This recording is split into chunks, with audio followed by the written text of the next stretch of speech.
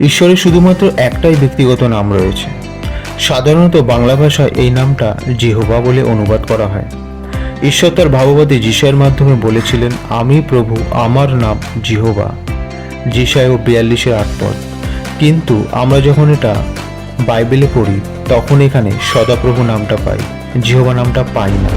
তার কারণ হলো ইহুদিরা ঈশ্বরের নামকে এতটাই পবিত্র মনে করে যে সেই নাম সবসময় নেওয়া যায় না, পবিত্রতার সাথে নিতে হয়, নিজেকে পবিত্র করে সেই নাম নিতে হয়।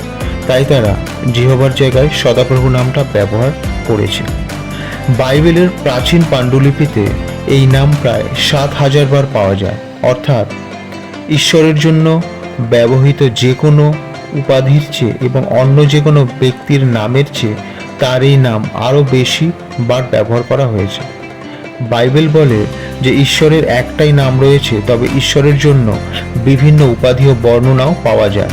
প্রতিটা উপাধি ও বর্ণনা জিহোবা ঈশ্বর কেমন এবং তার ব্যক্তিত্ব কেমন তা প্রকাশ করে। যেমন সর্বশক্তিমান, আলফা ও ওমেগা, সৃষ্টিকর্তা, পিতা, ঈশ্বর, ঈশ্বরগণের ঈশ্বর, নির্মাতা, প্রার্থনা শ্রবণকারী, আমি আছি, সেই আছি, অনন্তকাল স্থায়ী, রাজা, প্রভু, বাহিনীগণের সদাপ্রভু, পরৎপর সদাপ্রভু, পবিত্রতম, কুম্ভকার, মুক্তিদাতা, শৈল, ত্রাণকারী, পালক, প্রভু, সদাপ্রভু, পরৎপর।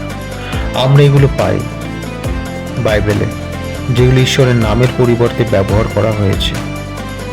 Hallelujah, praise god.